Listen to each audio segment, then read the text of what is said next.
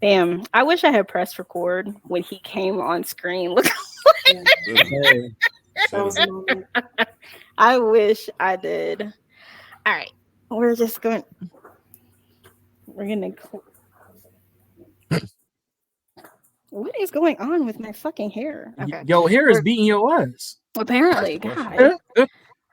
We're gonna just cue. Why you got me on? Why you got me on? I heard. I quit. I quit. Goodbye.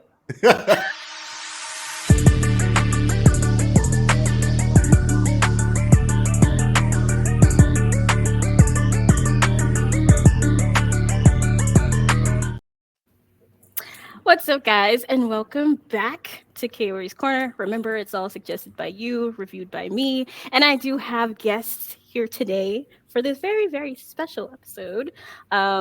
And prior to this episode coming on, you guys would have seen the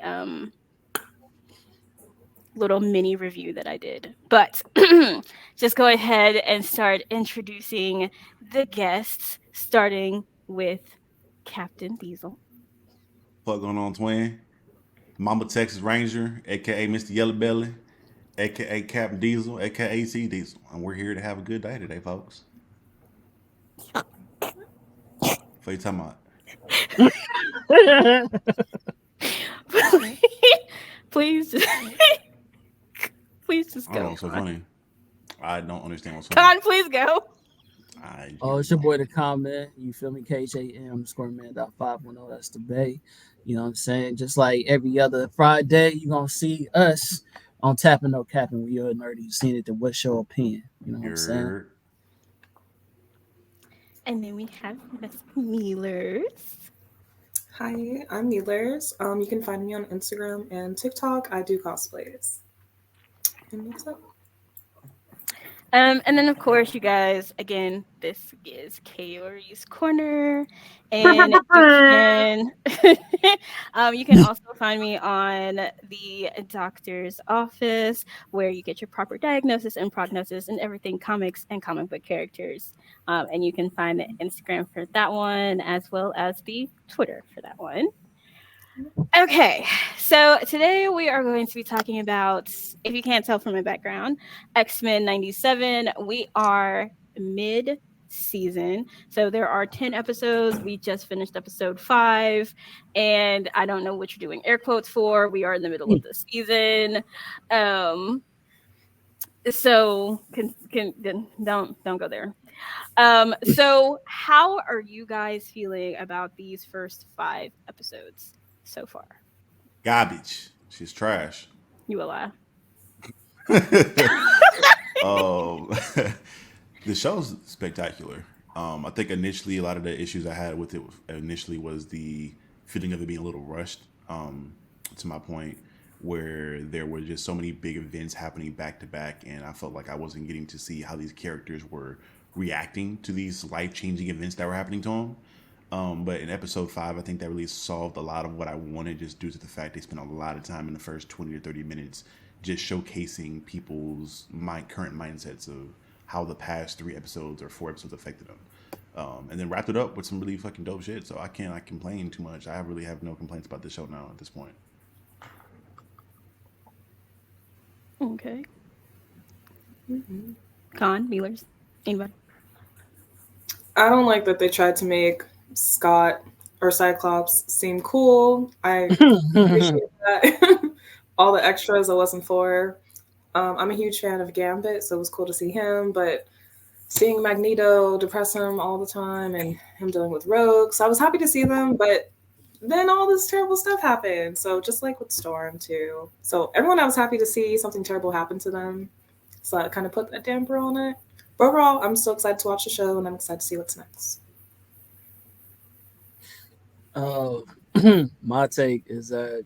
Why your voice so deep right now, bro? Chill out. Oh, I didn't even know. That nigga said, Yeah, it is. "Yeah, you know, you could be there." Hey, it wasn't intentional. I was like, "Hey, bro, chill." Not intentional.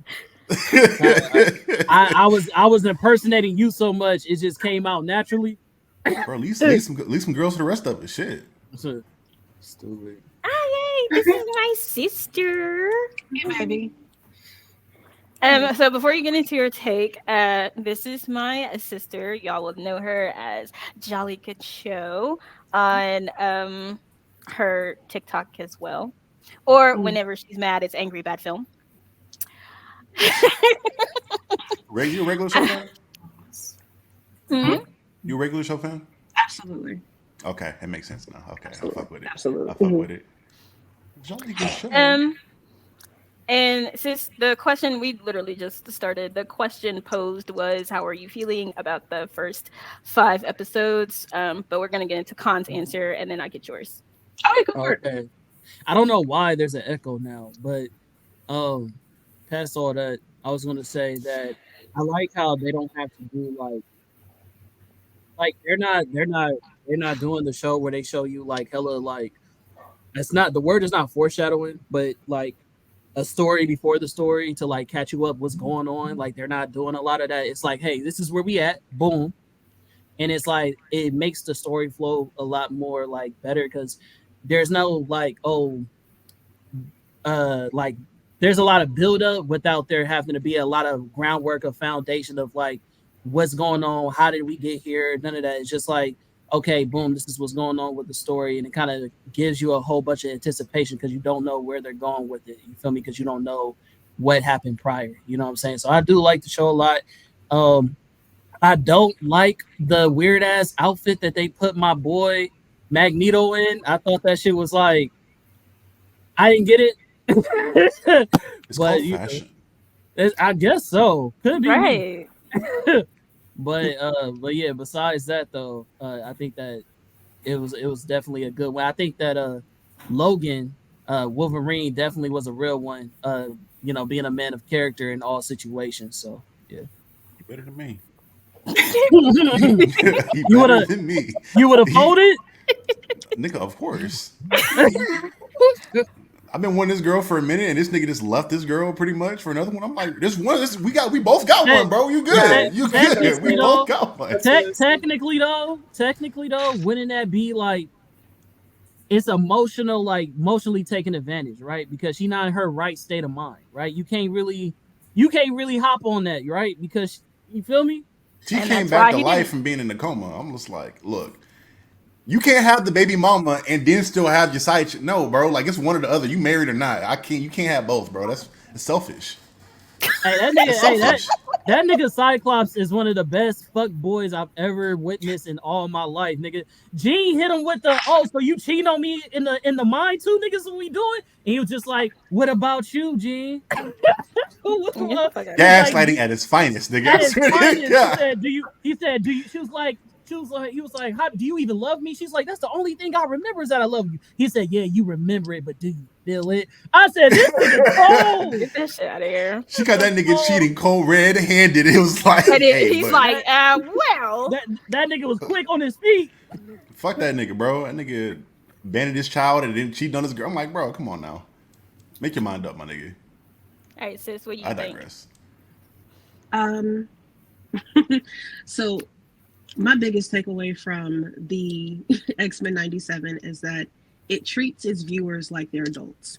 We have the last 25 to 30 years of anime, animated media, so on and so forth, where adults are openly indulging in animated media. So when we had the original X-Men, when it ran the first time, the storyline, it seemed like they were breaking it down for children to understand. And I think you were right. It's not foreshadowing. It's just the way they approach each scene. Each scene is broken down like you are an adult viewer and you understand that there is something happening in the background. You don't need someone to tell you, hey, this is what's happening in the background. You understand it's implied that there is a bigger plot or there is a larger plot that we're not seeing immediately, but it's there. That is what I've enjoyed the most about X-Men 97 so far, that it treats us like we are adults because we are adults. We have been waiting for the continuation of the series for decades now. You said what I said, but 1,000 times better. um, 1,000 times better. I think they're doing a really good, well, so far, of showcasing characters that for the most part are not necessarily left out of the conversation, but you're always curious as to why. Like for Gambit, you're we love Gambit. We love him. He's treated as, our romantic interest, our comic relief, but he's never shown. We've never really seen why he gets to be in league with characters like Storm and characters like Cyclops. Like, what is my man's doing here? He, for a really long time, was like popping up like Yamcha, and now we, even if though it was, the situation was what it was, he showed why he got to stand beside those people for so long. Hmm. Agreed.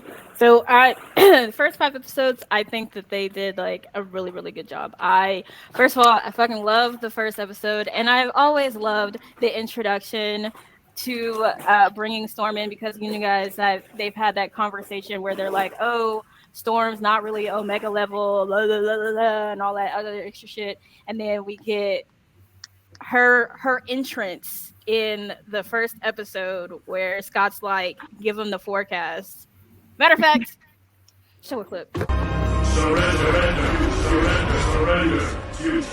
Give him the forecast. Omega level threat detected.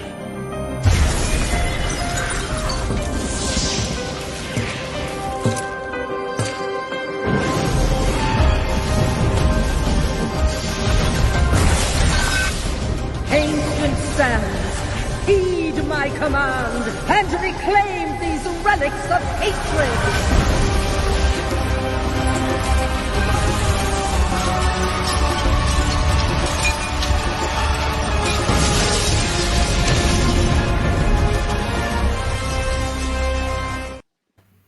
So basically, they're just like, oh, y'all thought we were joking. Because I was like, of course, like she's stepping in and her lightning is creating fucking glass out of the sand. I'm like, do you know how hot she has to make that to just have instant glass to walk on? Like what, 1,000 degrees? Over that. Yeah. Yes. So I hate how they keep propping up Scott bitch ass for every time somebody else gets a time to shine. They make somebody else shine just to put this nigga on a pedestal, and I hate that shit. Even with this scene, he give them the forecast. Get your Mark ass out of here, bro. And then, bro, like even the first scene of fucking X-Men, bro, the X-Men 97, you got two real niggas in there fighting against these regular ass foot soldiers. You feel me? And Storm and fucking Bishop is struggling together. Storm and Bishop struggling against foot soldiers. And Scott had to come there and save these niggas. I'm like, what's the point of propping up these iconic black characters just to have them have this white savior to make him look cool when he's not cool? Like, they trying to make a nigga cool that's not cool. Then hold on, I got another point. Same thing when they went down to this like imaginary hell when they was going against what's her name? The Goblin Queen. Goblin Queen, yeah. When they was going against the Goblin Queen. Went down to this hell, and then Bishop was like, oh yeah, go ahead, like juice me up. And it was a cool scene. Just for Scott to say right after, you're welcome. Bitch, like, whoa. I think you're making a little bit too much out of that one. One in particular. That shit's ass, bro. Like, let black people shine, bro. They don't need no. Yes, but he would not have been able to, like, for Bishop's powers to work in the capacity that they do. He would not have been able to do that without a power up from Scott. I get that, but the point for him to just say you're welcome. You don't have to say that. You didn't blast these niggas. It was a joke. No, that nigga was dead ass. That is literally banter between the two of them. What is wrong? So you saying he's Steve Rogers for real? Is what you trying to tell me, right? My God. That's crazy. He's like, yeah, you're welcome, boy. That's what you really. That's what you want to say. We're not talking about Steve Rogers right now. We're not. I think to your point, you ain't nothing without that shield. It's more of a factor. They're trying to. He's Mr. X-Men. If there's anything consistent about this character through comics, it's that he has an obsession with needing to be an X-Man. And in that arc in particular, they were like writing from. He literally sacrificed his child and his wife to go be an X-Man because he needs to have that to feel whole. Everybody else on the team is literally just like left at random points to go do their own thing at some point, but he's like, yeah, I'm here. This is my shit. I've been an X-Man to the death of me.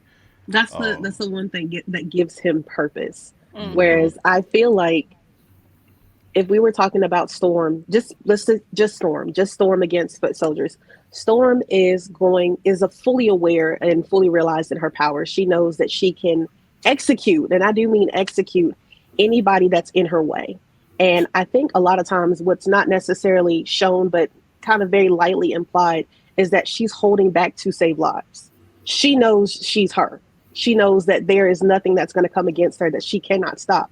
But to kind of satiate this power hungry white boy, she's not going to kill her off. She's going to give him the opportunity, make him feel big. We all know that Scott is very much the puppet. He's the face of the X-Men. But it is frustrating to see him kind of take this Superman pose in front of everybody, like, I'm gonna say, like, Charles would be so proud of me. Relax.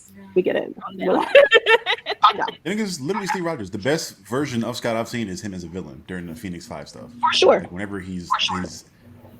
his cynicism and narcissism takes over and it makes him a villain is when he's at his peak personally. His But true self.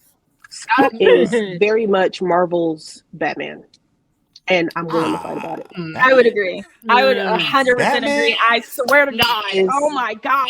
is Marvel's Batman, and the only difference is that he has powers.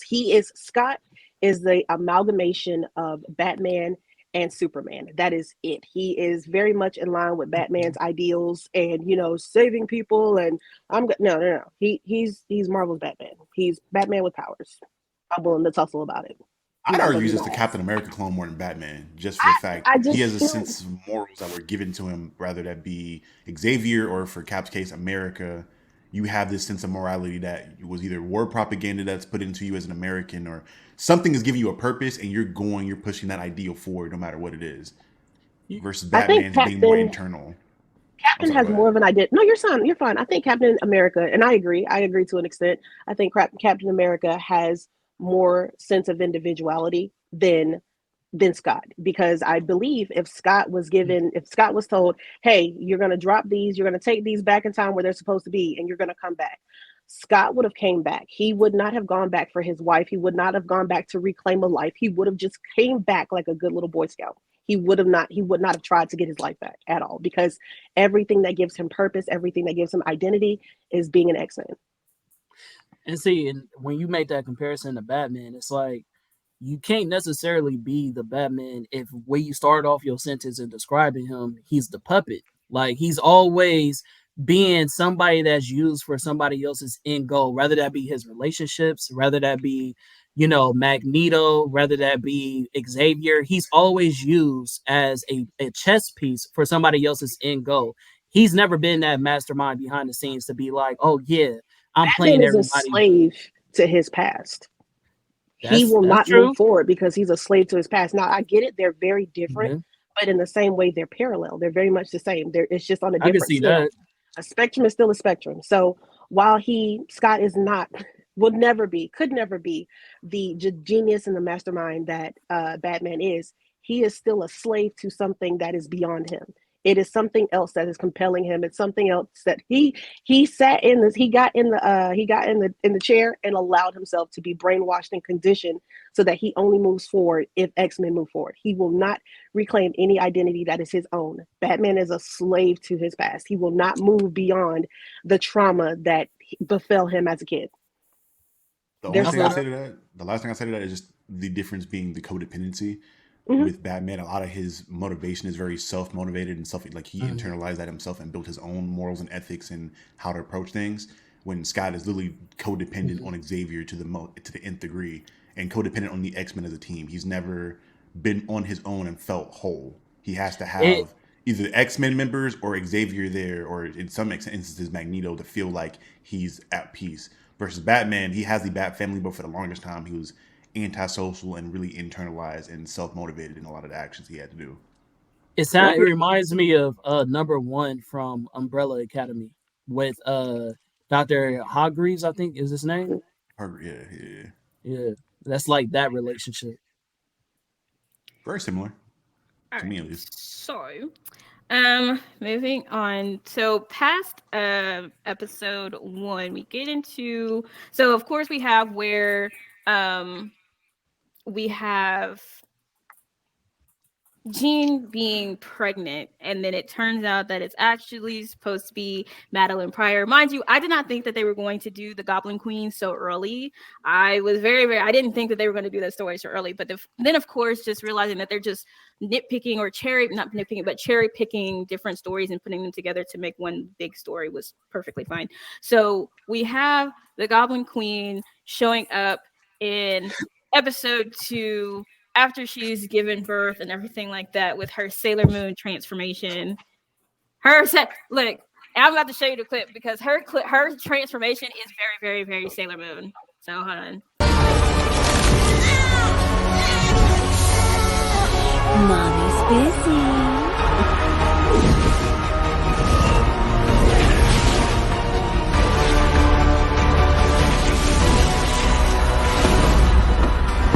Tell me your dark desire. They shall know my... Now, y'all cannot tell me that that is not the most Sailor Moon-esque transformation. That You're I giving was like, magical oh. room for sure. That's what I thought when I saw it. So I'm so glad you said it. Because I was just Look, like, all Sailor Moon needed was a cape. Hey, the cape was really what put it together for me. That shit was hard. So, how did you guys feel about the entrance of Madeline Pryor and her becoming the Goblin Queen so fast, and then like almost immediately just leaving? The immediate departures what threw me off because I was like, oh, we're rushing through this very incredibly fast. And it more so had a lot to do with, to me, like with her and Scott's relationship, just because in the comic, like they showed over the course of like a lot of issues that relationship deteriorating over time and then up to when Scott left. And then for them, it was like, oh, we're happy. She's a clone. Oh, fuck that. I don't need her no more. She ain't the real Jean. She the knockoff. She the fake Gucci. I don't need that. I'm only for the real shit. And it felt like they just like, which I guess in 5 fixed it a little bit of that because he was still like kind of hung up on her. But at the same time, I'm like, it felt so abrupt with how everything ended with them on a relationship aspect that it didn't seem as realistic to me personally. But it's a comic book movie or a show, so I can't. I take it with a grain of salt. I take it with a grain of salt because we are fully aware that this is a limited series. So I kind of anticipated whatever direction they decided to go story wise, that it would kind of be moved along in a, come on now, in that kind of a fashion. So while I wasn't super duper fond of it, I anticipated it. I guess. Healers? oh, okay. I don't read the comics.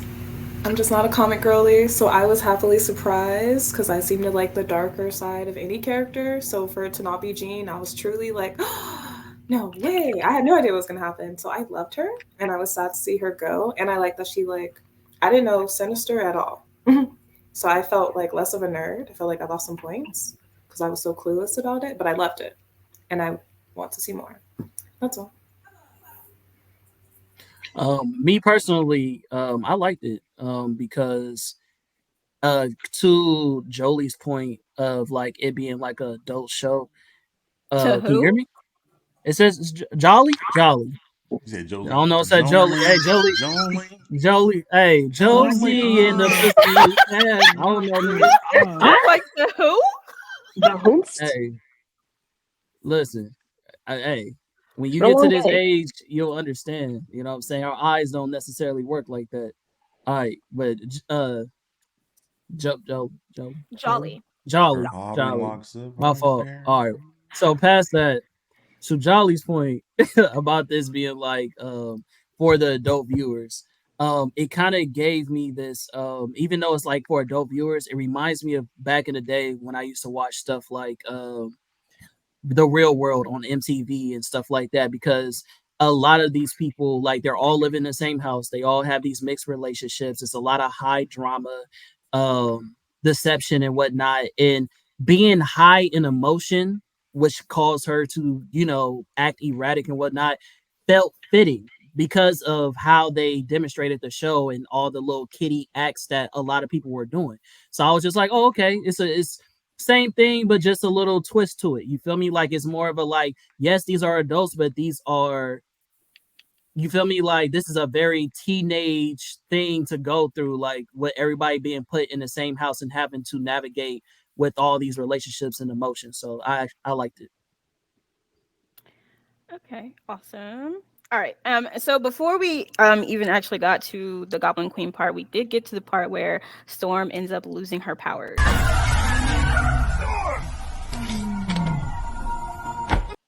And it was like the use of a sentinel weapon where they're temporarily supposed to lose their powers, but then of course, according to Beast, she's lost her powers indefinitely. And then we run into Forge, where Forge is like, "Oh, I'm gonna help you get Ooh, your powers back." that So boy Forge. That boy so Forge. then, but also at the end of episode 4, we are also introduced to the adversary, which I think is very, very interesting and will contribute to the theory that I'm going to tell you guys. So, how are y'all feeling about Storm losing her powers, episode 2, then leaving? And then, of course, Madeline was like, well, Storm would believe me if she were here, type thing. And then getting to where Storm and Forge are trying to get her powers back. I think it was excellently well crafted in regards to the writers understand how much love that people have for Storm, especially when you give her such a dynamic opening and introduce her and put respect on her name. To then it's like I'm give you candy and then take it away once you get a couple licks in for real. And it toyed with, at least for me, it toyed with my emotions and a lot of people's emotions, getting a taste of what we wanted for a long time and then getting snatched away. So I think that was perfectly well crafted. Um, and the Forge stuff was interesting. Again, I think that was more, I was kind of thrown off a little bit because it felt more of things being a little rushed. But to Jolly's point, again, it's a limited series, so I kind of expect stuff like that in regards to the relationship moving kind of fast, rather be romantic or otherwise. Um, Honestly, I thought they were about to have her go on a pilgrimage back to Africa, and she was going to run into the the Shadow King again. Is what I thought. That's what I thought the adversary was initially. I was like, oh, she's about to run into the Shadow King, and that's going to be how she goes in her journey of self discovery, getting her powers back, whatever else. But I'm interested to see how they finish up her development and her arc of refinding herself. I guess. That was really My dope. theory is actually going to assist you with that. But Yeah, whoever wants to go next on this that part. was that was a really good thought process, like because that's one of my favorite like comic runs is when you know the Shadow King took over T'Challa and all that stuff in that little Mhm. battle that they had with Storm. So that was cool. I didn't think about that. That was cool.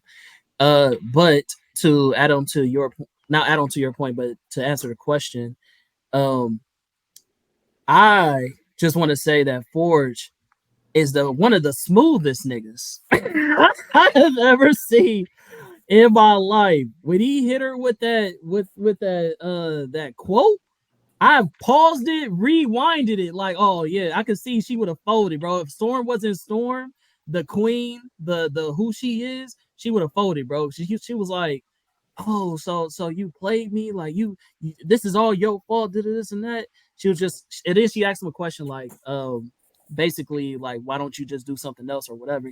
She was like, oh, I could imagine he said I could live in the future with, what did he say? He said something about my imagination could stretch out for a lifetime and I still wouldn't be able to imagine somebody as perfect as you. And I was like, You dang. said your panties dropped for a second there, didn't you? Yeah. I said, damn, nigga. Even Thor stopped talking. She hugged herself, nigga, like, oh, damn, like, Say, wait a minute. Oh, fuck this nigga. Never mind. Hold on.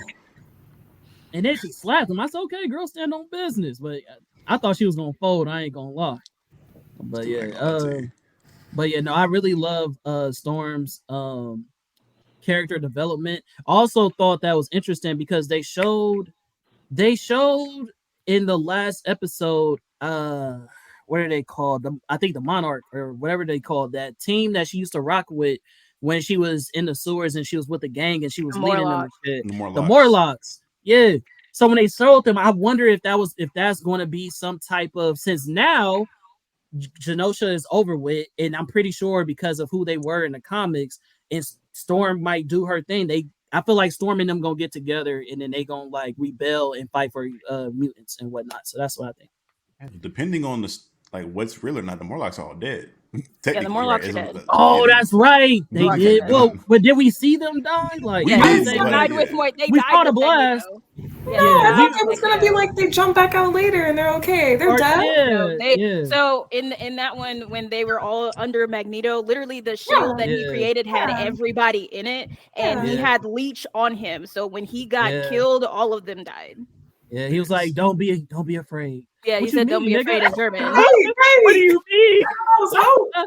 He said, "Don't be afraid," because it's literally about to be over quick as fuck. Yeah. You're I not know about to get rid of that. that's So hey, like, nigga. but when that Let me Sentinel out the broke through bubble, his nigga. field, yeah, when that Sentinel broke through the force field, they all went. Yeah, because Yeah, Callisto died early on. You seen Yeah, her Calista eyes just died. Yeah, like, you saw her yeah. die on the table. Yeah. But sis, Jolly Mealers. I have no thoughts. I am not a theory girly when it comes to Marvel specifically because we are dealing with storylines that were developed 30 plus years ago, and I think that for me, I do enjoy listening to theories, but I myself do not theorize. I enjoyed just kind of the maturity of the direction that they're heading in. I was a little thrown off seeing Adversary. I was like, okay, all right, that's what we're doing. Mhm. But I have no theories because like I said, we have storylines that were developed 30 plus years ago. I have no clue what Marvel will do, and what I do like is that Marvel has a tendency to adapt to societal changes. So I don't have a thought in my head about what might be changing. I'm just here for the ride. That's it. Mealers. I'm still focused on the Morlocks are dead. I thought it was gonna be like they pop up later on and they made it underground tunnel. Harriet Tubman, no. secret tunnel. Damn, Yeah. secret Okay. That would tunnel. be actually no for real. That because he could Magneto could have probably did that. I was They Let me weren't make anywhere a hole in near. the They ground. weren't anywhere near that, and he got Oh, eliminated. They all die. It I is mean, I've okay. confirmed that they all So died. so take away all Debbie hope. All Downer right. over here. right. No. Everybody's Yeah, yeah. dead. Yeah. I'm sorry. either either the It got confirmed that they all Like, what died. was I don't know. Nightcrawler doing again? He didn't come in and get them and go he was back knocked out. out. He was Knock, knocked Oh, That's why I hate Nightcrawler him. was I hate him so anyway. Nightcrawler was Okay. able to save Not enough. her like He those didn't do enough. two. He was able to save get like but he got hit, of course. But by the He's weak. time that Magneto and Gambit, like Magneto died, and then literally right after it was Gambit, by the time those two things happened, he became conscious again and he was over there with everybody else. But the Here's thing the is that they also had other people who Yeah. could have like Like some gone NPC to who assist, saved but they them. just didn't. can So I Millers, to just your point, I've seen theories of people talking about Magneto's being the one behind the attack in general, and him being on some villain shit, and then the more like surviving. So that's a possibility. But if they Yes. survive, then they on some fuck shit. but see, is this it is oh go ahead. and I was just gonna say, can we all agree that Rogue is a Jada Pickett of the Nope. series?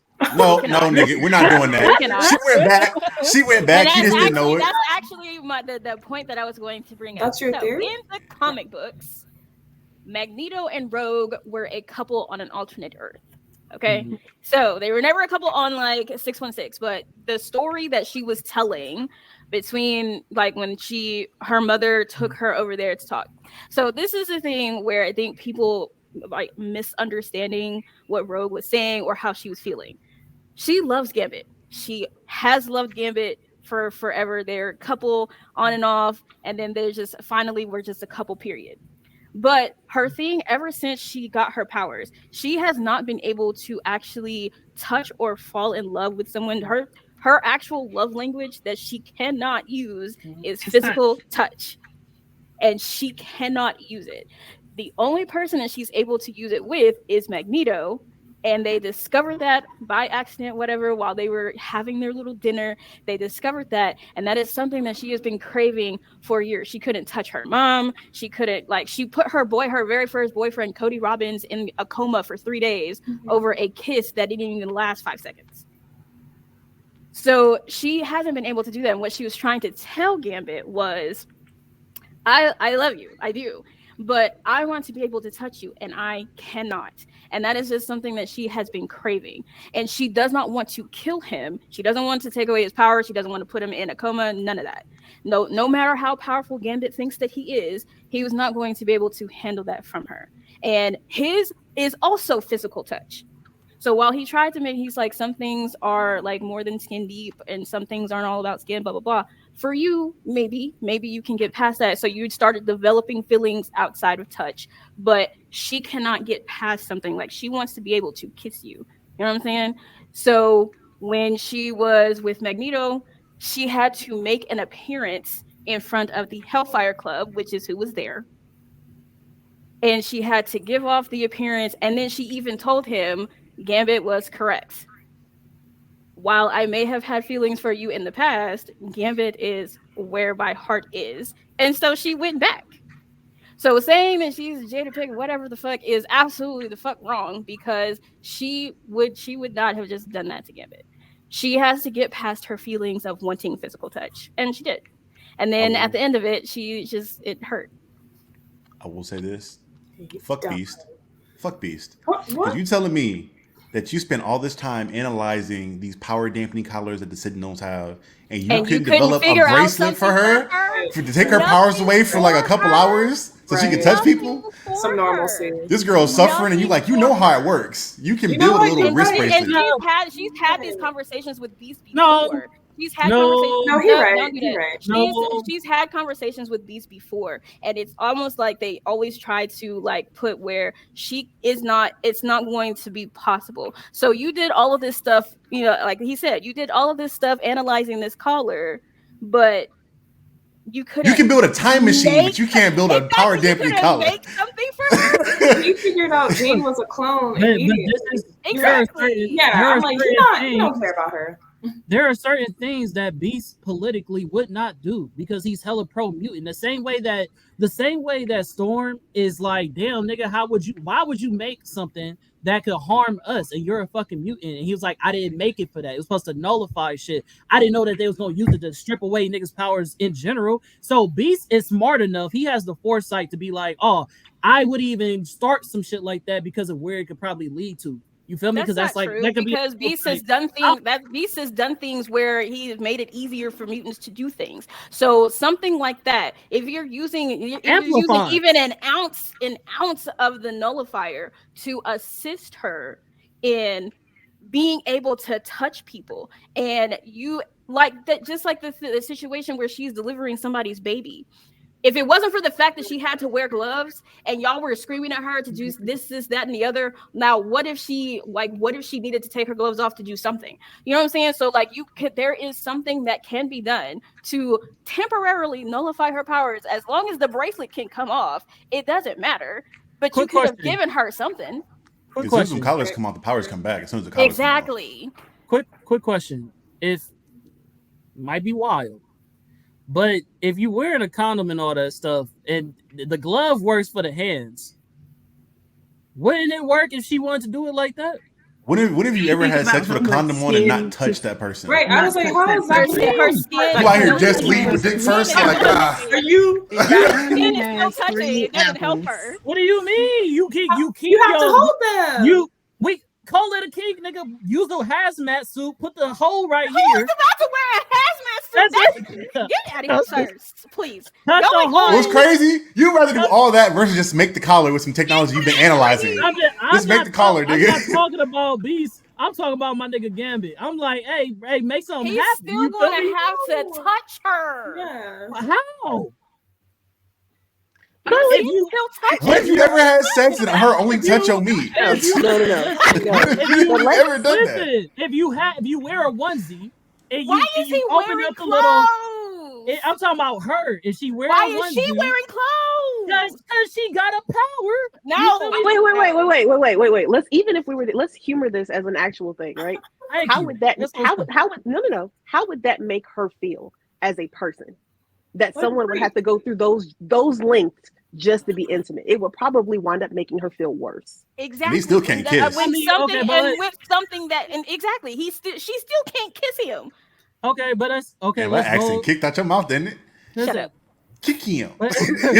But even with that point being said, right? Okay, we really having a conversation. There are people who have sexual diseases. You know what I'm saying? Where they do have to do certain precautions and all that stuff. But they can still kiss the person. What is the point? And Con, they can manage they manage those by taking medicine to I lower get the that. effects of it. Exactly. What Exactly. if Magneto's a But real one and it's like, you know what? Before Gambit died, I'm gonna let you. I'm gonna put the magnetic force field around you, Rogue. Go be with your man. How come he can't do that?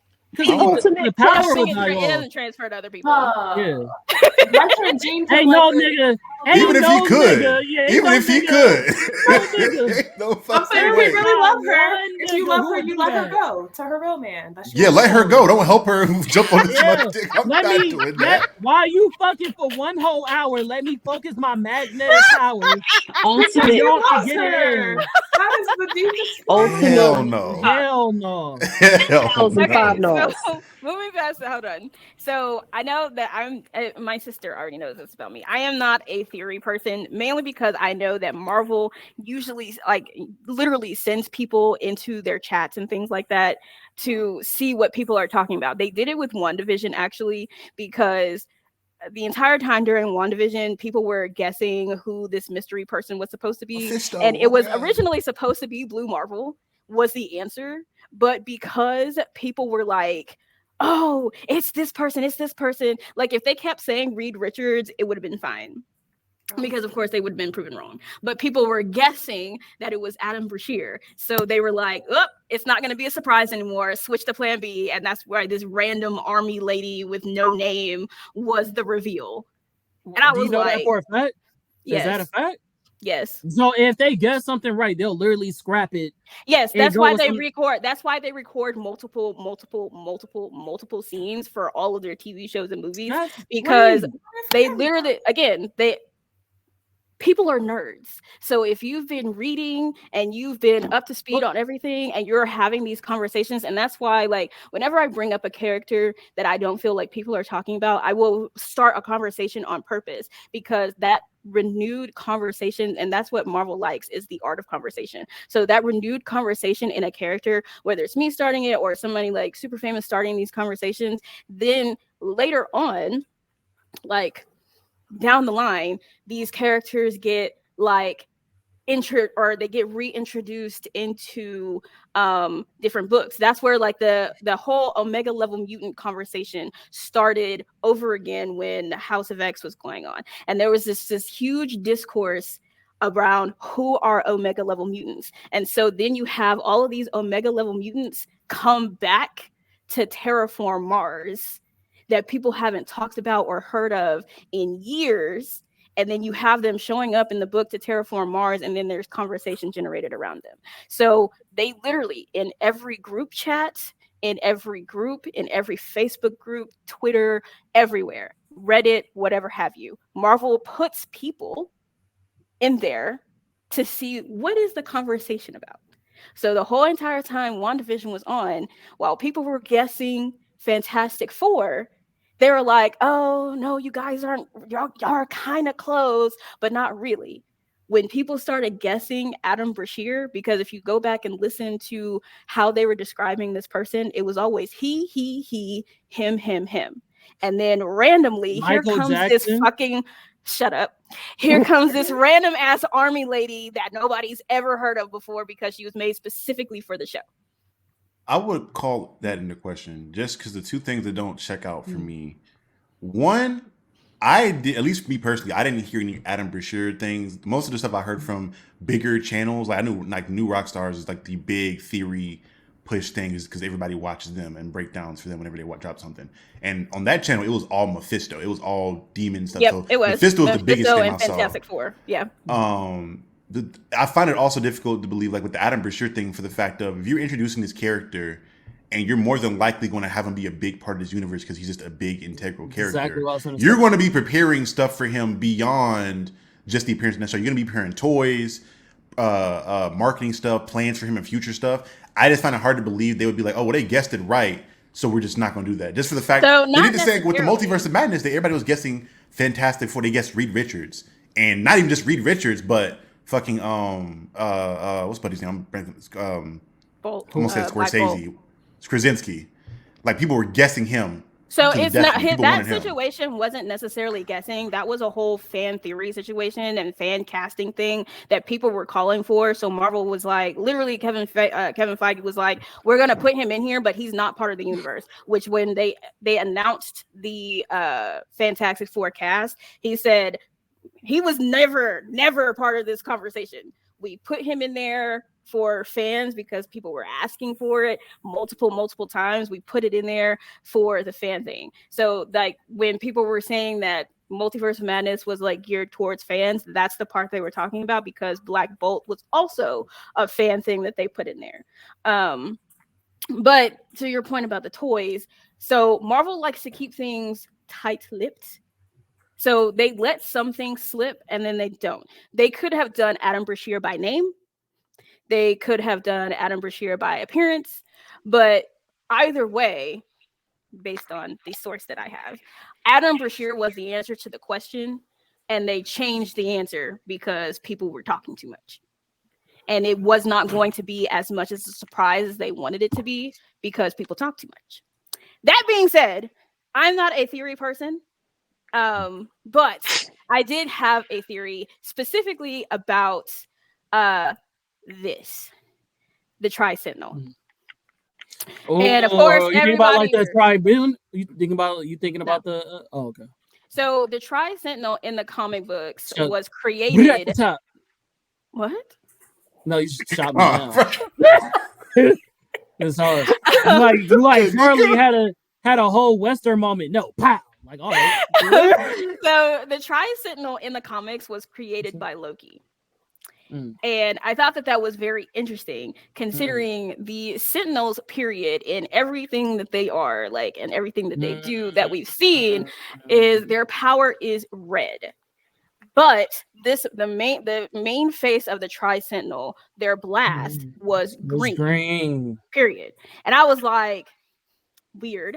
So then we go moving forward to the whole situation with Storm and her powers.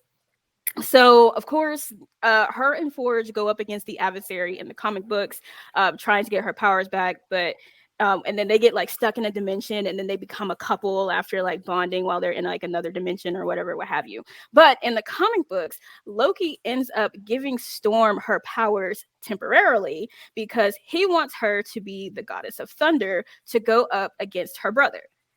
And so she has that power for a little bit, but then she tells Loki to go fuck himself, and he takes her powers back because she was like, I'm not about to fight Thor. That's dumb. And so he's like, you know what? I'll just take the powers back. So she ends up getting her powers back sometime later. But the reason that I was bringing this up and I was saying that they were furthering the opinion that I was having about this situation was from the mid-season trailer. So I'm going to play that real quick. You have to get everyone out. He's coming. If only you knew the future we have in store. While you X-Men have been holding hands, we've been placing dominoes. You think there's really gonna be a war? We shall not live our days wondering if we could have saved more. We face this as we always have. Together.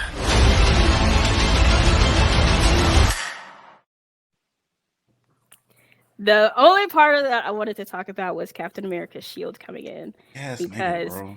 that sounds to me like the Avengers are coming to have a conversation, and there's never really a time where the Avengers really needed to be involved in X-Men business unless it involved someone who is an adversary to the Avengers, or the X-Men business is going overboard where to like it's going to be an Avenger level threat.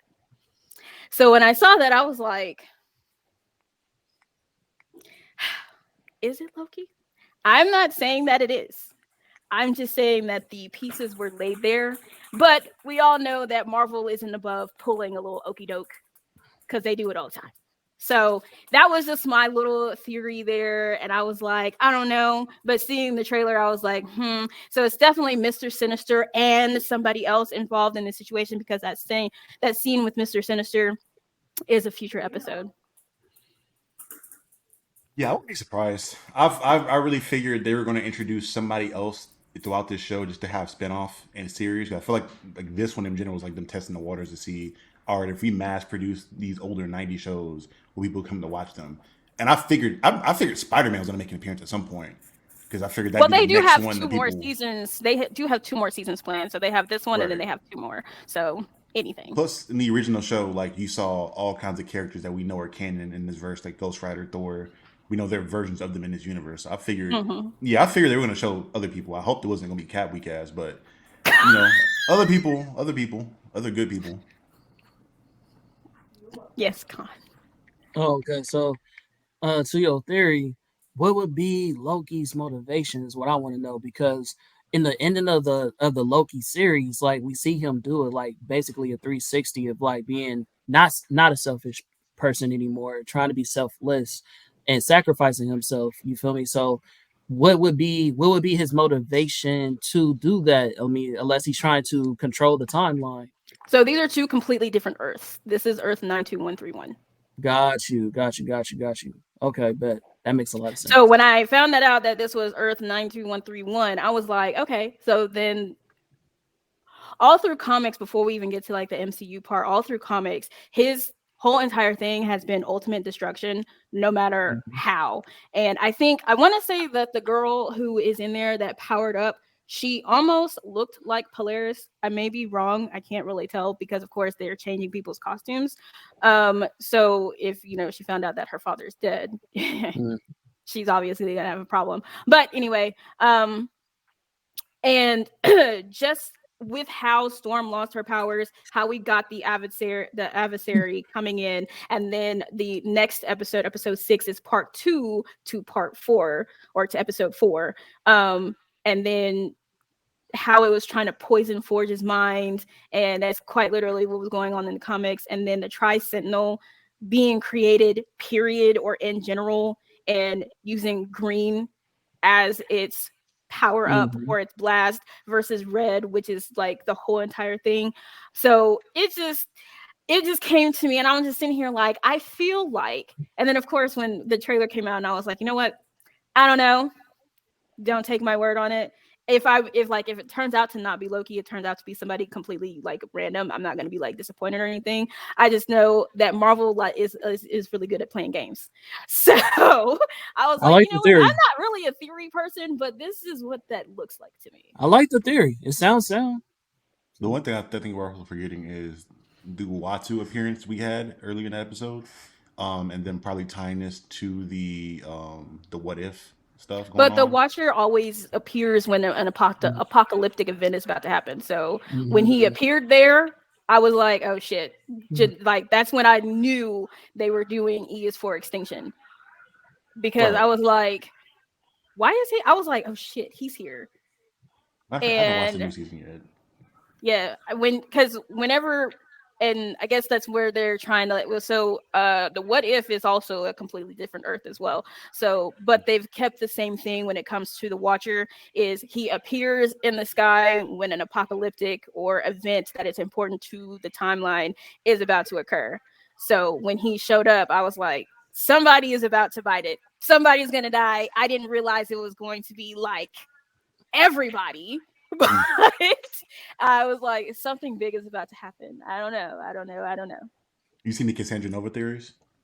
Yes, but the not the showrunner because he got fired, but one of the other writers said don't bet on it. Well, of course you say that. They were like, we didn't even try to go Mhm. in that direction. Because her whole entire thing was she killed 16 million mutants. There were not 16 million mutants on Genosha.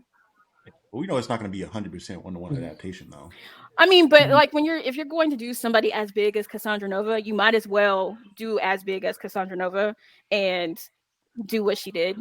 But I don't think that they're going to go Cassandra Nova's way, mainly because like her entire situation has to do with her brother.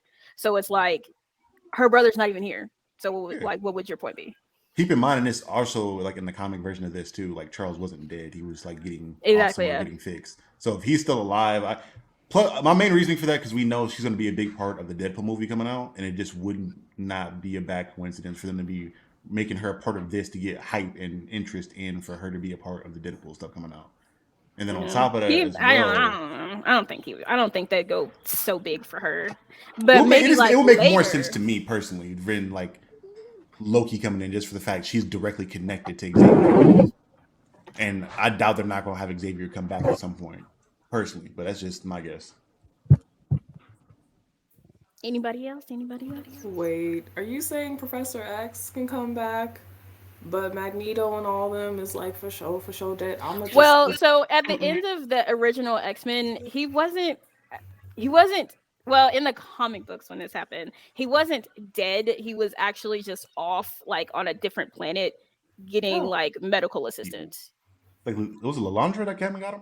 Yeah. Yeah, yeah, It was I can't remember who it was, but he was off getting medical assessments. So he like wasn't so he necessarily cannot dead. be paralyzed anymore, or like something traumatic happened to him. No, Beyond- it was like he was being mentally repaired. oh, okay, Yeah. that's cool. So I'm not going to, we're going to talk about this one because I know some people wanted to talk about the death of their favorite. So let me grab that clip real quick. And raise it.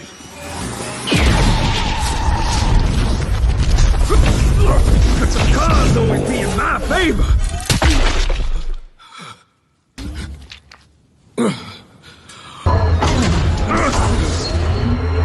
Mutant intruder neutralized. The name's Gambit, mon ami.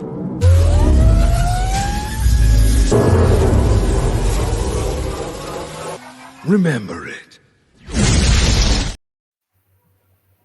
So what did you guys think about that? I can go first. What? He's on the. I'm hurt. I'm hurt. Connor, you hurt too? Oh, I thought that was it. I thought No. it sounded like, you know what I'm saying. Like, He said Oh, he's go hurt. ahead. Yeah, there was I'll go nothing last. more than that. No death. I'll talk something later, but I gotta What? register. I gotta process. Okay. I'm. I Yeah. Go ahead.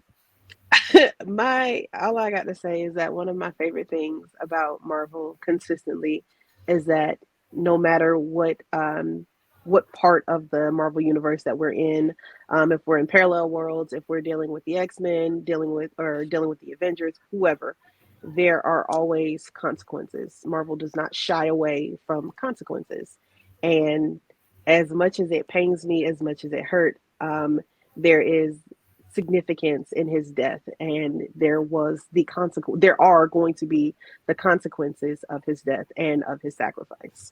So RIP a real one. I feel teased. I feel sad. Kind of like how everyone was waiting for Storm to like finally come back and be Omega level and all that just for her powers to get taken away. That's how I feel. I've been waiting for Gambit forever and they've killed him.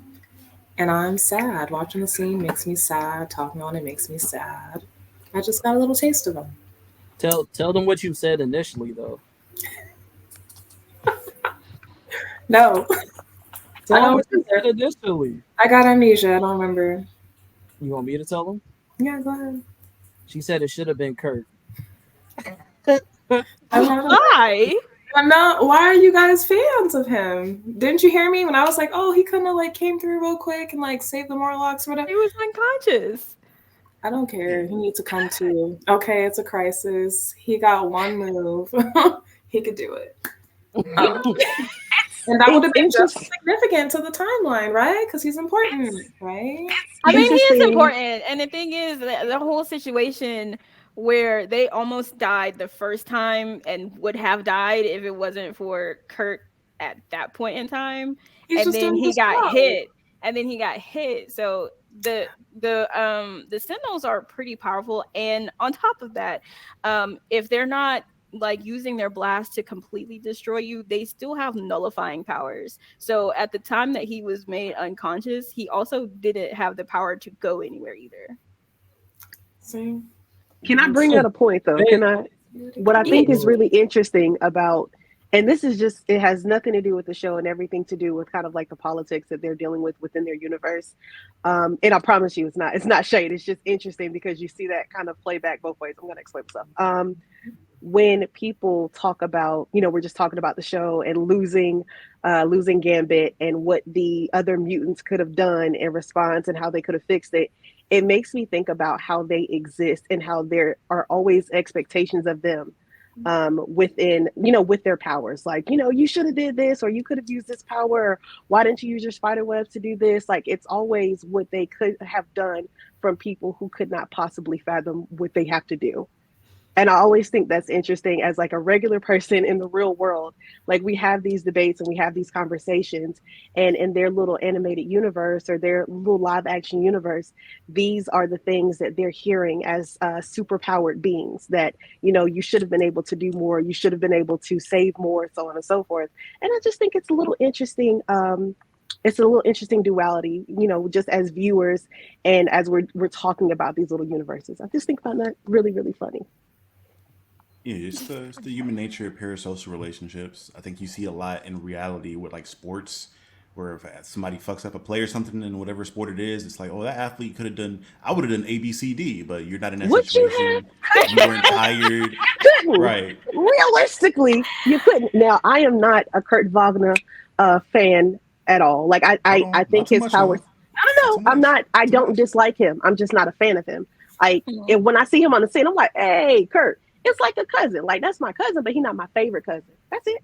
But I enjoy his powers. I enjoy how he communicates his beliefs. I think he's a really well written character, and it's funny because for me, growing up reading and watching, I've always in my head thought of Kurt as the person who's the last, not necessarily the last resort, but he's the guy that's going to get you out of there. So it was heartbreaking to see that he was not able to save more, because the Kurt that I know would have gone back and forth, back and forth, back and forth to make sure everybody was safe. I kind of feel what you're saying, but I also see how what Mealers is saying. It's like, okay, bro, you just got introduced into this series show, Right. and it's kind of like how you do like with the Flash, and it's like you have this one thing, bro, you're fast, and then it's like when they showed that movie, what do you call it? I guess it was the Justice League movie, and he got shot by a regular soldier, and then he couldn't run no more, and it was like, my nigga, you got one move, you got one thing you good at, and you dropping the But it's just ball. like, So I But can I uh, think understand the that. point he of the I wasn't think the shot by point a of that. regular soldier. It It's was a regular. sentinel. It was like nothing that Yeah, they were yeah, for dealing with him, on yeah. Genosha was There regular. you They are go. dealing with they so it was like, damn, because we know Kurt would have. We know that Kurt could have, and he would have continued. And it's just really fun out that he was And not I'll say able to. this: keep in mind, Buddy's powers doesn't give him infinite reflexes. Are Like you he gets to getting on this teleport show or no? somewhere, but it's essentially you walking through a door. If you walk through a door and you don't know what the fuck's behind you, all you This see is nigga, what you saw when you came through. this nigga look like Jesus. This nigga. Oh. Hi, Or you. like fucking Wale. I mean, goddamn, Will I am. What is going on? He's Hi, talking about you. Carl looking like Will I Am. That's funny as I fuck. instantly reference as soon as I hopped on camera. I'm like, oh, that got Will I. He Wow, looked that's what we like that's what we Khan, but doing. Khan twinned him, so he changed. That's I'm what we fucking doing. That's what we crying. doing, Jew. Look, That's how you feel today. Look, you about to do a showdown, nigga. This is what we doing, partner. he died in that last movie. All right, June. Quickly, how do you feel Oh, hold about on, these real first quick. 5 episodes? It should have been fucking Scott. Let's keep that clear. It should have been that nigga. Lord It Jesus. should have been Oh, Scott. yes, Fuck that okay. nigga. It should have been Scott. It should have been Scott. Secondly, Go ahead. Go ahead, June. Jew. Go ahead, Jew. Episode 1, amazing. You know, I love what they did with episode 1, bringing us back into the fold. Episode 2, not bad at all. Not bad at all. You know, you was a little cautious, like, is they gonna keep it going? Episode 3, disrespectful. I'm just keeping it short and sweet. Episode 3, monumental and disrespectful at the same time. Everybody know why. I ain't even gonna mention her name. We know who got hold in episode 3. Episode 4, man, it was cool. I ain't gonna lie, episode 4 was cool. But this last episode, name's Gambit. Remember it. That's all I'm We saying. literally just watched that clip too. The name.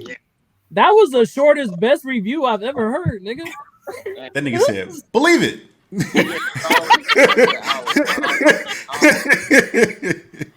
But no, man, just going into the last episode though, why they do Gambit like that? Exactly. So to know is Gambit's in my top 5 of favorite X-Men of all time. I just love my boy. But yeah, bro went out so gangster. Magneto even went out gangster. But that nigga weak. Where's Scott? Scott's at home doing interviews and having mental breakdowns. Interviews and mental breakdowns. Like, bro, It should have been that nigga. He having a whole Kanye West episode on live TV. Why do they keep sparing you, my brother? Like, just die. You seem to be the most miserable person here. Everybody would be happier. I would be Jake could be happy with a real nigga. She could go be happy. I'd be like Iron Man, bro. I choosing in the leg. She doing swine. You know how Iron Man told Cap, he was just like, you saying we'll do that together too. But where was you, nigga? There's nowhere to be found. But also, I don't feel like the pussy was worth it, bro. I feel like they should have just let bro. I feel like bro should just let bro do rogue, bro. Like, think about it though. Think about it. Think about it from a relationship standpoint. She just broke up with the nigga. She know that he know that she smashed him. She gloated being with the nigga in front of him. Then she crying about this nigga death to go fight this sinner. I'm like, let her fight the nigga. So she's not about to be emotional about somebody that she's known for like her whole life. How many times have we heard from people like, oh, so you crying over your ex? Woo, woo, woo. Nah, bro.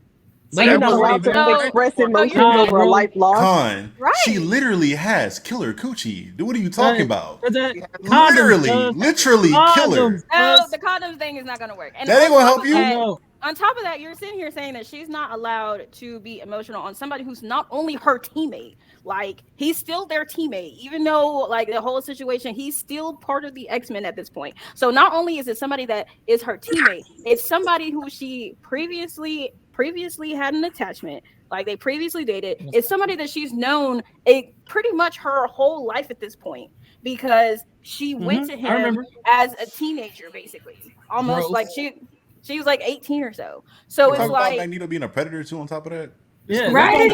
World War II. You grooming this young girl who's like just 18. What's wrong with her mama? He said when she got great hair. Like, what's the difference? Her mom took her there for her powers. Exactly. She did not. She should have stayed with her. Her mother was evil, though. She said her mom was evil. She said her mom was evil. Her mom was I know, like evil versus like parental nurturing. Like, she had no parental. She wanted. Was it a Mystique in the comic? She dropped her off to get her help, right? And then she just not help. Not she volunteered her. Not helping the way that we were wanting it to be helped. She went to her because she wanted her daughter's powers like to be a threat. She wanted her to be a threat. Yeah. I don't know. I feel like just on some level, she should have been like, something about the situation ain't right. Dang. But the thing is that she wasn't taking her and being like, I totally expect you to fall in love with this man, by the way. She wasn't taking her for that. She was taking her because at that point in time, he was evil. She's evil. She's like, I'm about to take you to this other evil man, and he's going to make you into the threat that I want you to be because your powers are not under control like I want them to be. So that's when she took him. But she was like with him for several years. And so you're expecting her not to feel some type of emotion after watching this man get murdered. And you're just supposed to expect her to be like, oh, damn.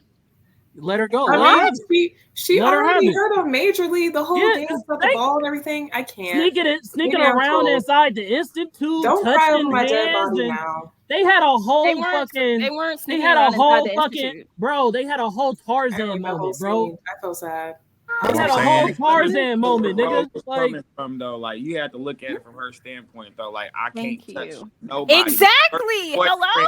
literally put my first boyfriend in a coma, my gang. Like that's Exactly. Her traumatized. whole I just went through this. Her And whole then thing here is comes I heard Tom. you. touch. I totally heard you. I was listening. I'm just like, Hey, no. Her all I'm whole gonna thing is say, physical touch. And I felt so bad for her because, like, again, she's emotionally torn between the person that she's been with her entire life who she can touch, and then the person who she is in love with who she can't. And so she still ended up choosing Gambit. She did the whole entire because he was did Gambit asked. know that? no, he didn't. Because they got blown up They right when got she blown chose. up. The fuck, They got bro? blown It's up. like they So died. They both that's if died. you were the paying jumps, attention, though, if The you bro. were nigga, paying the attention, nigga had her in the Vampire Brooklyn pose in front of everybody, if nigga. you were paying What are we attention, doing? they went to he asked her because the Hellfire Club was like, we just need somebody to stand there, but you need a whole female with you. The only female that was there for that was Rogue. So he asked her, and she was like, you know what? Yes, they had that whole entire conversation. She told Gambit about the past, whatever, what have you. And she was like, in order for me to do this, he's got to go for just a second. So she did her little appearance thing. They're supposed to make an appearance in front of these people as their leader and the queen. And they did the whole dance. She kissed him, and then she was like, guess what? Gambit is correct. What Gambit said to me is correct. And then she left. But before she got a chance to tell Gambit anything, what happened? The bitches got blown up. He Hey, died with I a was broken shown that heart, and he had to So do that whole dance I scene. wasn't feeling Yeah. that. I lost a lot of respect for Rose. So Did that when whole I I say didn't. when I say the maturity of the writing and this being geared towards an adult audience, this is a lot of what I'm talking about. We are not left with the resolutions that we want. We are left with conflict. We are left with these mixed emotions because we're seeing Gambit's heart being torn into 1,000 pieces, and before Rogue is able to rectify that, he's gone. Mm-hmm. And that's That exactly what is, she was going to go do. And then she they was got blown going. up. We He didn't was Pussy get that. wasn't was worth We it, didn't get. bro. hey, all I'm gonna say, Anyway, Pussy wasn't worth it. Magneto, Diddy, I don't see a difference. That's all I'm saying. I just, That's all I'm saying. to Magneto be and Diddy, they honest, looking real similar. That's all Magneto, I'm to be saying. R. honest, Kelly, to Magneto. be honest, Also, They to Khan's sold that point, little girl Kaori, to R. Kelly. Kaori, can you do me a favor? Can you pull that image up of like Magneto and Rogue in the library together, real quick? Because I man. want to ask. yeah, hold on. Because I want to ask Khan a question real quick because he had a lot to say about this. Psychedelic one. So, Khan, you got an issue with this nigga's costume now, but you don't have an issue with this? With this nigga wearing drawers on the outside of his suit? That's not the. That's This not nigga is the walking same, around like son. Captain Underpants, and you ain't got That's no not issue the with that. same. It's not the same, son. It's not the same, This bro. nigga wearing some drawers over a We bodysuit. used to that, bro. We done seen Batman. We done Right. seen Superman do it. So it's like, bro, like, okay, I get it, bro. That was the fashion back in your day. But I don't know what you That's the doing drip. right now, nigga. With You the talking about him wearing a body bodysuit, but he can wear drawers on the outside of his bro, the costume. I body, was actually bro. very surprised with Madeline Pryor that they went with this And versus then do going with this. Oh my god. Yeah, it's an adult, but it ain't that adult. This is an adult show, but it ain't that adult. Oh. The the risque gloves, nigga, that came all the way up to here with just the shoulder showing and the bodysuit, the cape. It's just no helmet with the hair down. It was just, it didn't get villainy. It gave, Nigga literally had his drawers on the outside of his suit, bro. yeah, like a superhero. Why did Or a villain. or a villain, literally. Pee Wee Herman ass nigga. This nigga is showing his drawers to minors. That's crazy. That's crazy. Like, he got his suit on under. This man is this thing has been around since World War II and is out here manipulating and grooming this 18-year-old girl. Yes. I will say I'm not a fan of that age gap, but what I will say is that the way that Rogue speaks about their relationship, even though I feel like the absolute she's able to communicate about that relationship as if she were a consenting and aware adult. Don't like it, not fond of it, but I mean, she consented to it? Question mark.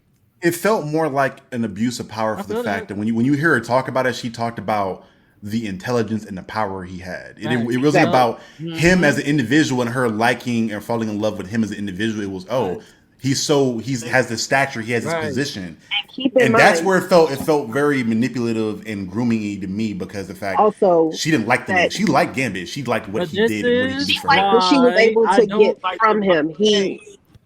She wasn't able to touch for so long. You're dealing with someone who's completely vulnerable to the fact that they're now able to have a physical relationship where they previously could not. Like there was none. So yeah, she was manipulative quite a bit.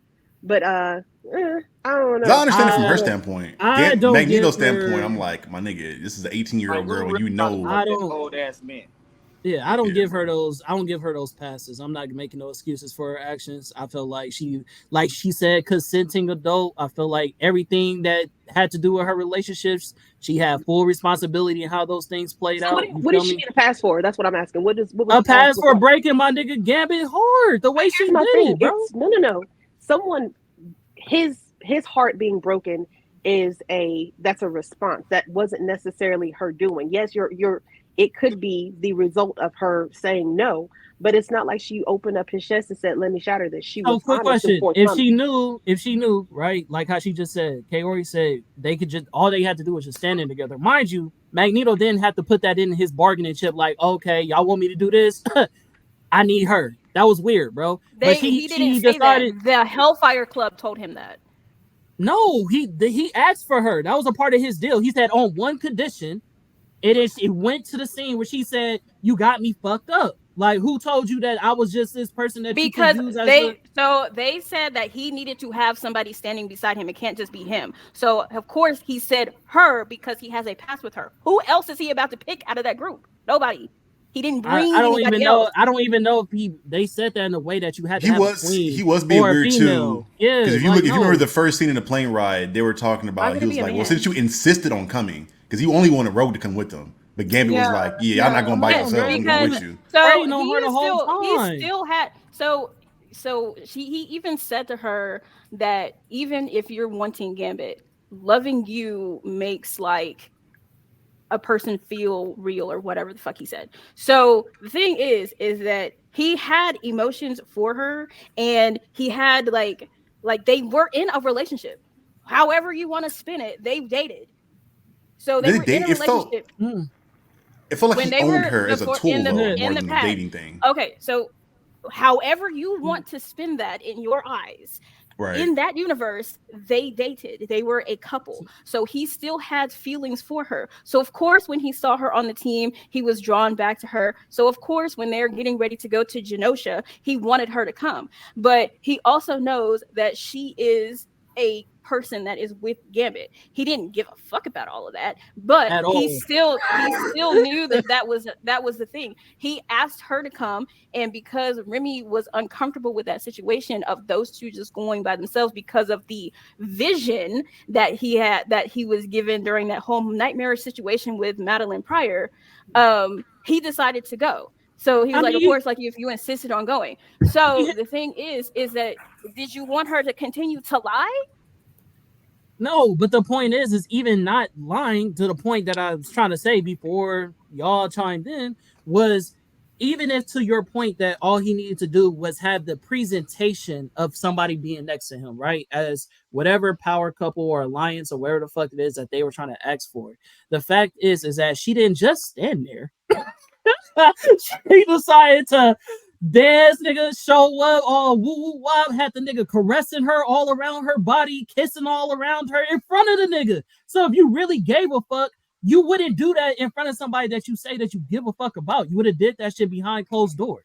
So Wouldn't it have again, been you're worse missing behind the closed doors? entire exactly, and you're missing the entire point of the conversation she had with that man. The reason she broke up with him and decided to do this thing with Magneto was because if I do this thing with Magneto, giving this presentation as the supposed queen of this whole entire nation or whatever, if I go and I'm with you still, that's crazy because I'm with you. So I'm not with you so that I can do this presentation. And then she went on to say, he's correct.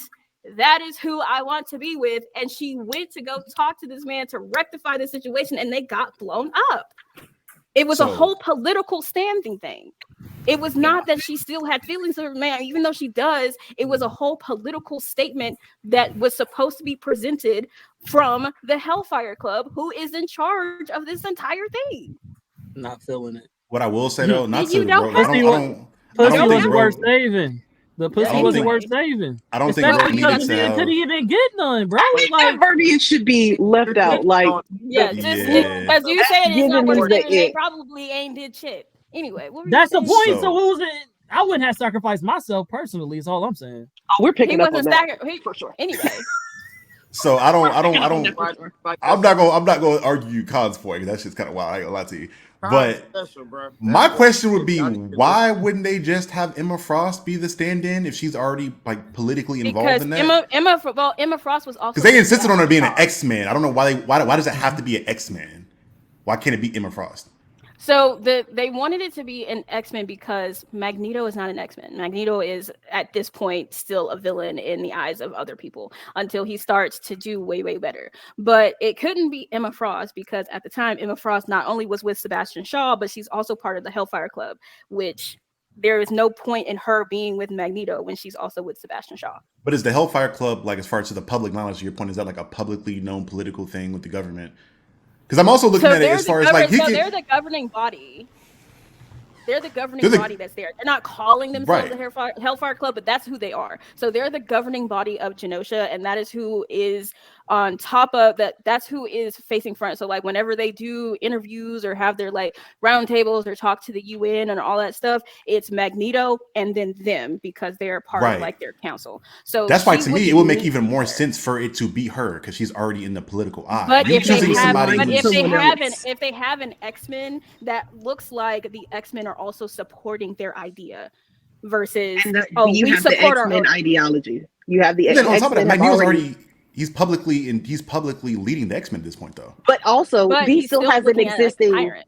There you go. I was Yeah. about to say he still has this identity outside of the X Men. So it's like he's newly appointed to the X Men. So it's just like, trust this nigga, aka It's no, let's not do Yeah, that. it's like a question. It's like a questionable thing to have just him because he could still be in his tyrant ways. On top of like with this governing body of people who are like obviously evil looking anyway. So if you have an X Men who is there, then it looks like the X-Men are also supporting guys. I think that's why I think they actually explain that is like you have an X-Men, so like it looks like the X-Men are also participating in this idea that Genosha needs to be part of the UN.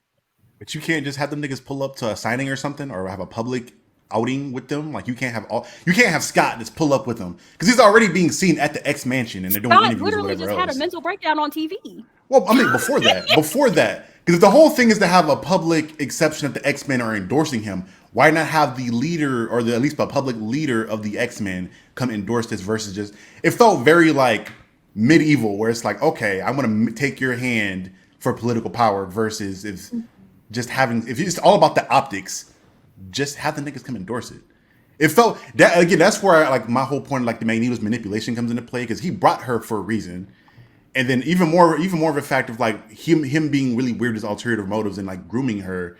Grogue herself talked about he like act like he didn't even know her for the years they were fighting and interacting when they were fighting or whatever else. Like he pretended to never have known her whatsoever, and then he popped back up randomly like, "Hey, you remember that one time when we did that thing and that thing?" Everybody know he groomed that girl.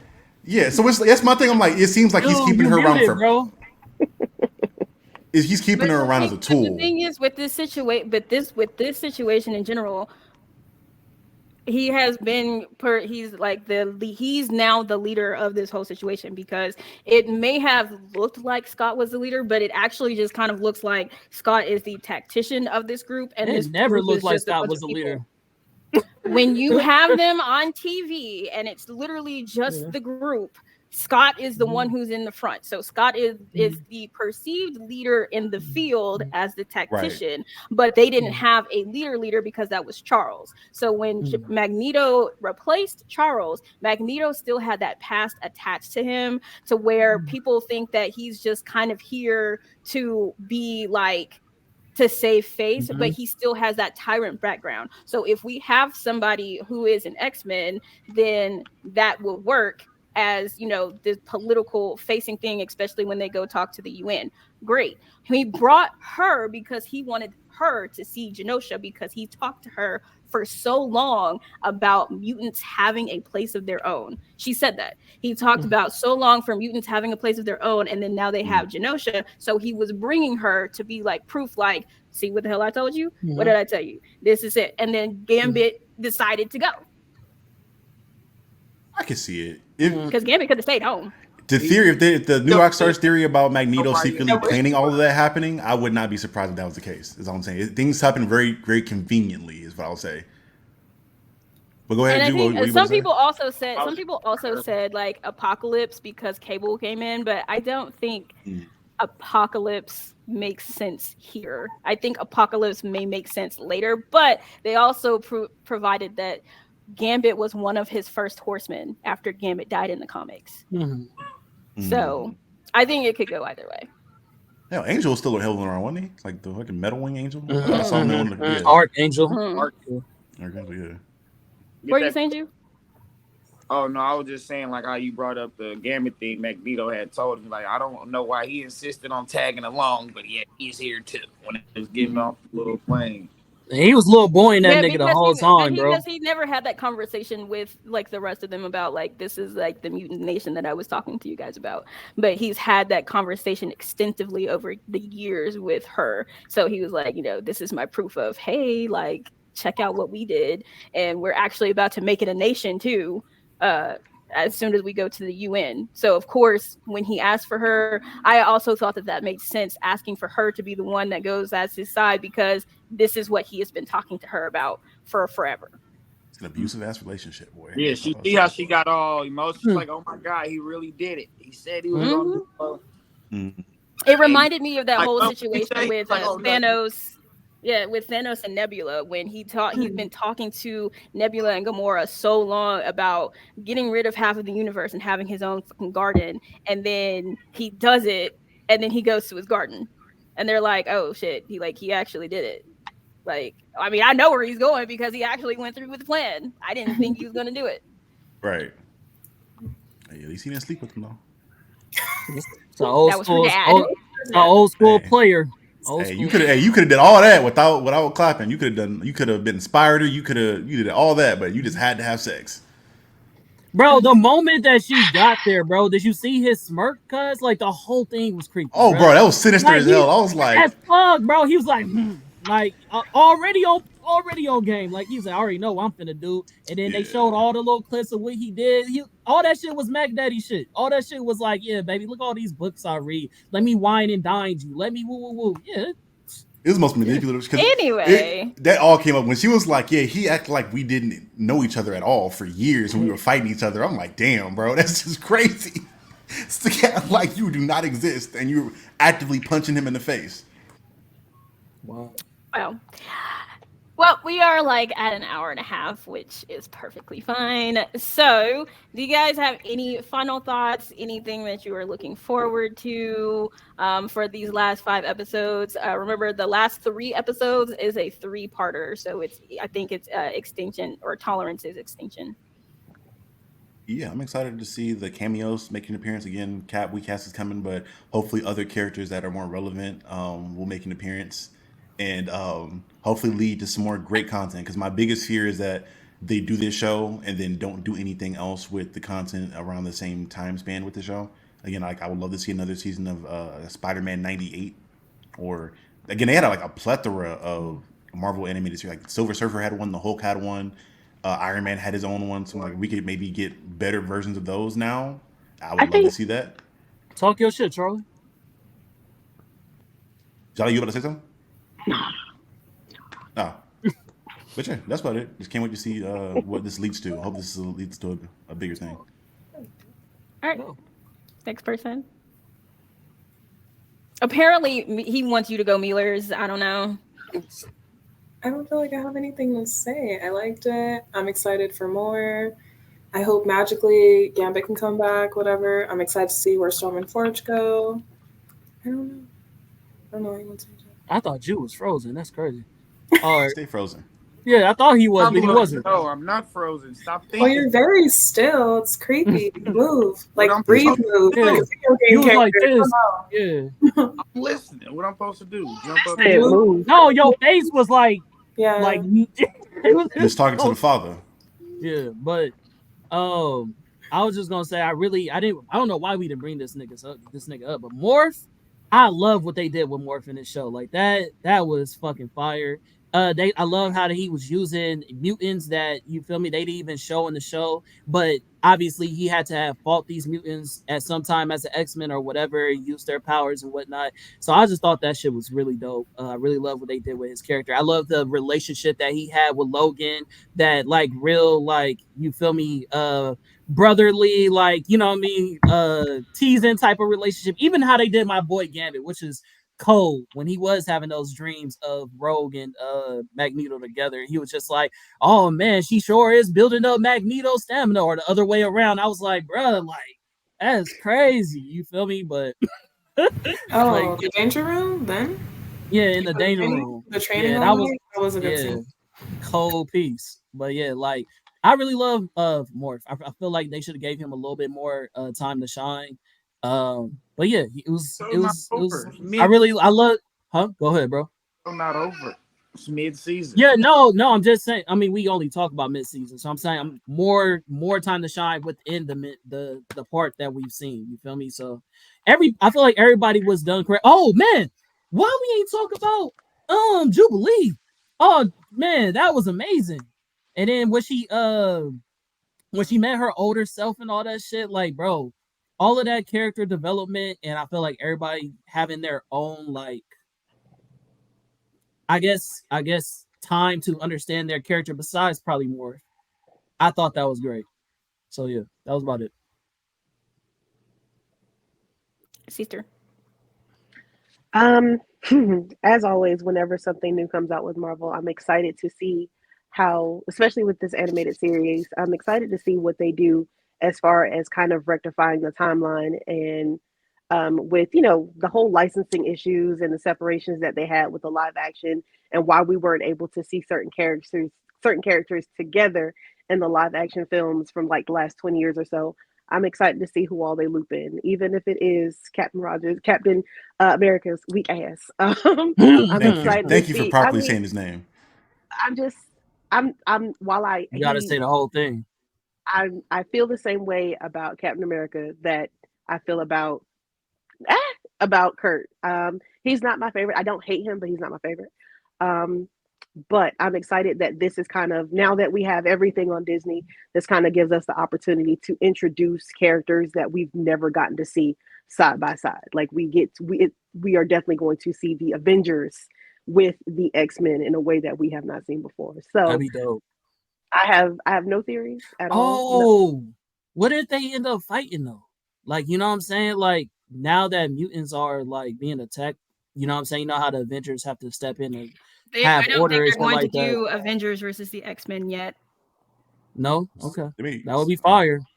I mean, someone fixed it pop I'm up. sure it might happen at some point. Like, again, they have like 2 seasons planned after this, so I'm sure it could happen sometime later. But as their first introduction, I don't think that they're going to be like, "Hey, on top of you guys getting hunted by other people, we're going to fight you too." Like they don't. They don't. Yeah, I think they'll try to drop an Avengers animated show before they just throw them into. I I don't. don't think I the Avengers actually themselves don't haven't think. been introduced yet, have they? In No, this verse? not in like the cartoons. No. Man, Yeah, they've only I been don't like see that created. happening. I personally don't. I don't. While I'm not big on theories, I personally don't see there being too many more animated series as much as I would like it. Just because when X Men came out, with the exception of maybe like the Spider Man show that was out, the X Men was the one that was putting butts in seats and getting people in front of the TV. That's the one that I feel like this is going to be their focal point for a while. I think it might be a Hopefully, couple.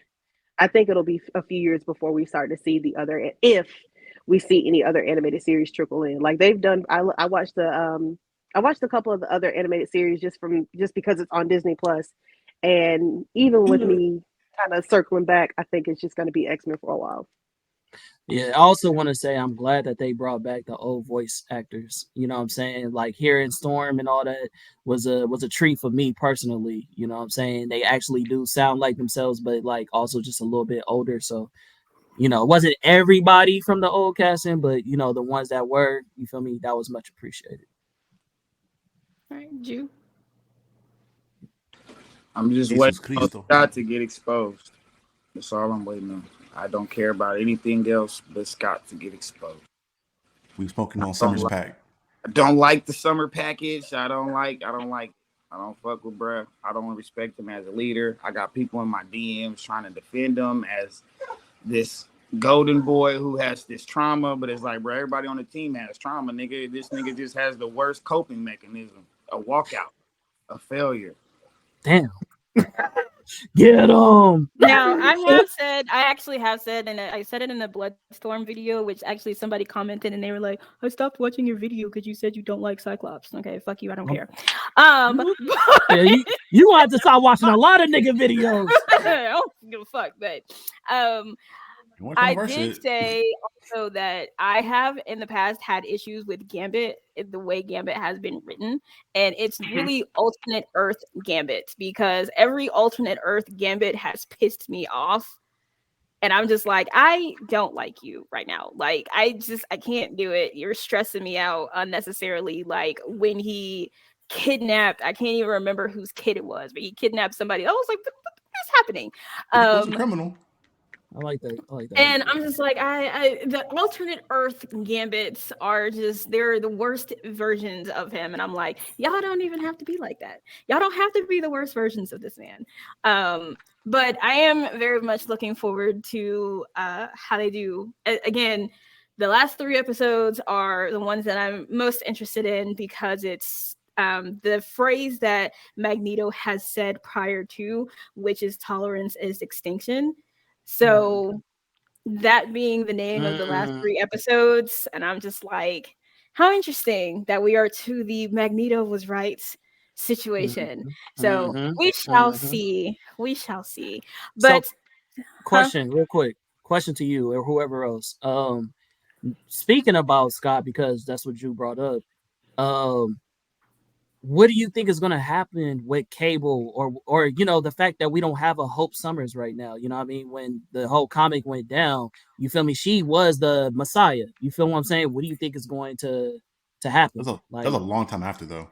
Yeah, that was like after M Day. That was like a whole M Day situation. Yeah, but I'm saying with the whole Summer family, like, how much of an impact, or do you think any of the, you know what I mean? Is Cable it's back? possible. It's possible that they could bring them back later. Again, we don't know what they're doing with Cable and this whole situation, because we don't know what story arc they are pulling these last 5 episodes from. So because they're pulling things from everywhere. Again, this episode 5 is for extinction. So that was like a whole 6 issues, like whole 6 comics, and they just pulled the destruction of Genosha and like that stuff. So we don't really know where they're pulling or which ones that they've pulled exactly. So they could bring Hope Summers in sometime later. They could bring in Rachel Summers instead of Hope. They could bring in all kinds of people. But again, they have 2 more seasons planned after this. So I think it would be really dope if we get to see the dynamics between Cable and Scott, because we got to see how he feels about moms. You feel me? But we don't really get to see what is his relationship. What, you know what I mean, Scott. What they will demonstrate in the show. You know what I'm saying? So yeah. Get out of here, bro. Well, we shall see. But thank you guys for coming again. For Captain Diesel, you can go to all of his stuff. Oh, go ahead and do your thing. Yeah, you can find me at Captain Diesel's Dojo or anywhere on social media at CapDiesel24. I think starting May, me, myself, and the Doctor are going to be covering the Blade Blunt Hunt stuff that's going to be happening with Marvel. And right now, I've been obsessed with the Dick and the Dark Wolverine run I've been reading randomly for whatever reason. So I'm probably going to do a quick little video on that at some point next month. But yeah, that's what you can expect from me. The channel's been growing. I've been appreciating all the support from everybody. I think we just hit 203 subs on the channel. So we're rocking and rolling. I appreciate everybody for your support and hope for continued support. I always wanted to start a club. Con, your turn. Morning. That's fine. Sound like Bobby Boucher, don't he? It's your boy the comment KHAN_man.510. That's the Bay. Just like every other Friday, you're gonna catch us on Tapping No Capping. Where you're nerdy, you've seen it, then what's your opinion? And yeah, man, look at you can see Dr. K, you can see Jew Heffy, you know what I'm saying? And sometimes the casual appearances of our boy Captain Diesel, sometimes Muse or whoever else. So we appreciate y'all tuning in. And also on this Friday coming up, we doing episode called Why Don't People Like This? So I think every person that's coming on is bringing up at least 5 examples of whatever random thing it is that they are a fan of that most of the majority of the world is not. So if you're looking for funny banter between castmates, go ahead, tune in. Healers. Oh, hi, I'm Mealers. I cosplay. You can find me on TikTok or Instagram at Mealers. That's it. Yeah. I like baseball, and that's it. It's the second Don't lean. Kung Fu Hustle. The cigarette picture, that shit's hilarious. Oh. Thank you. I heard somebody say Jolene, and I'm like, what? Jolene. I beg your pardon?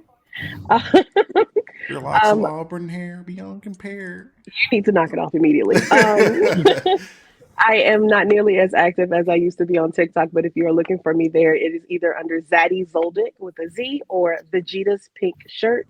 Wait, run it back, Zaddy. What? I'm about to put it up. I'm sorry. Hunter Hunter, yes, for sure. Yes. I occasionally cosplay, but for the most part, I just read manga, light novels, so on and so forth. Every now and again, I'll give my opinion on things, but for the most part, I do not engage in debates. So that is it. That is it. Completely, that is it. Blame you. Yeah, it's not my. I did that in my teens. I'm too old for it now. I can't do it. Right. My turn. Hold on, Drew, don't go yet. Okay, this is hers. I'm sorry. It really is. That is that's crazy. It's wild. Okay. Now you can go. So yeah, Doofy, make it do what it doofy. You can always find me here and there and everywhere else like here. Like my boy say, you can catch us every other Friday. Capping at 8 p.m. Pacific Standard Time. Check me on the One Piece Alliance. You feel me on Instagram, Facebook, where you gonna get your reviews. You feel me, and reactions and voiceovers. Yeah. Thanks for having me. Better late than never, but I was happy to make it. Yeah, thank you. I appreciate it. And then of course you guys can find me on the doctor's office, and that is not mine. Don't know why I put that up. That was cute. This one is mine though. This is the Instagram for the doctor's office, as well as the TikTok. That's not TikTok. That is Twitter. The Twitter for the doctor's office as well. And I'm going to be doing a full video on Mr. Sinister. He was voted for. I'm going to be doing a full explanation on Mr. Sinister. Yes, but as I said, he will be coming out on the 15th of May, which would coincide with the season finale of X-Men 97. Yes. Because it's going to take me, the last time I did a review video for Mr. Sinister, it took me 2 days, and it came out to 37 parts on TikTok. Right, because TikTok only had 1 minute videos. It took me 2 days, and it was 37 parts. Okay. And my sister does remember, because she was like, "Are you still recording?" Yes, I'm on part 26. Everybody was like, "Are you okay?" No, I'm tired. And I'm tired of talking. But now that they have more than a minute, if I can get at least half of his stuff down in less than 10 minutes, that's what's going to go on the TikTok. But the full, however long video is going to go onto the doctor's office YouTube channel, and hopefully it's not going to take me 2 days. We shall see. Because if it takes me 2 days, I might cry. It might be like One Piece and never just give it a review. I'm sorry. But that is it Again, thank you for coming to Kaori's Corner. It's always suggested by you and reviewed by me. And thank you to my guests. Bye.